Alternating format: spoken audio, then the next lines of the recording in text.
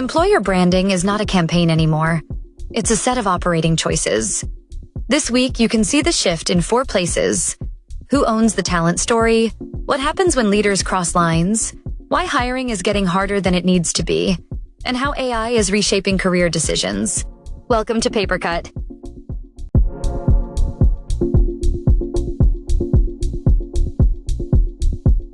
MIT Sloan Management Review argued that marketing teams are built for employer branding because the mechanics are familiar.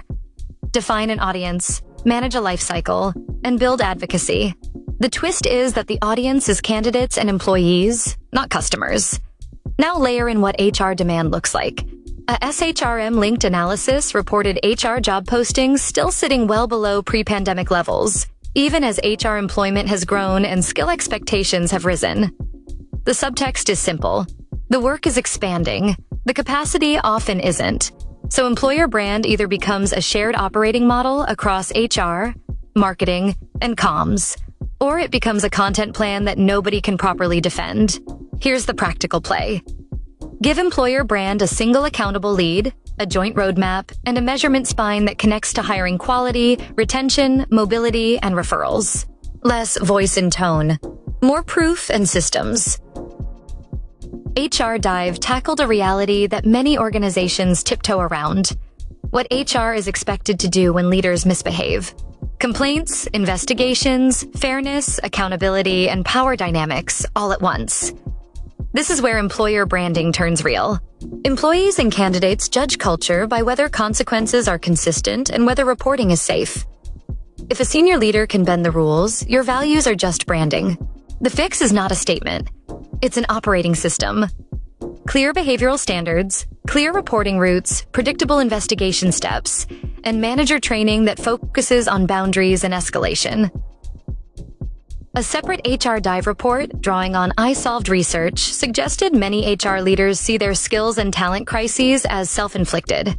That should sting, because it's probably true in more cases than teams admit.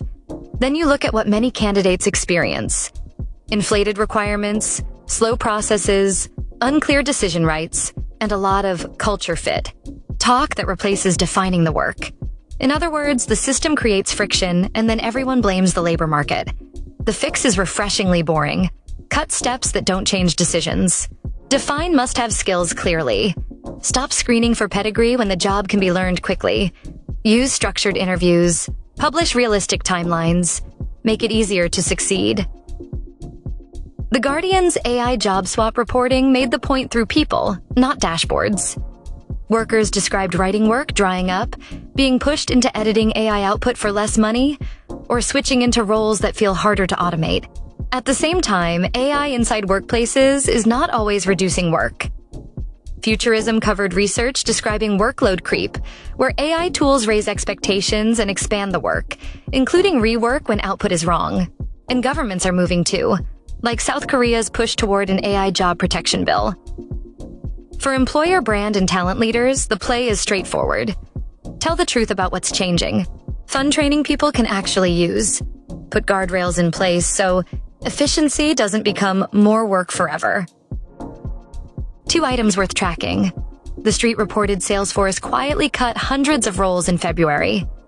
Business Insider reported Google offered voluntary exits to some roles in its business unit, while excluding customer-facing roles. Whatever your view on restructuring, the employer brand lesson is consistent. If you change your workforce, communicate like an adult. Explain the rationale, the support, and what hiring looks like next. Employer brand is becoming operational. Systems beat slogans. Build cross-functional ownership, make accountability real, fix hiring friction, and be honest about how AI changes work. Then repeat. Thanks for tuning in to Papercut. Don't let Monday catch you off guard. Subscribe now. See you next week.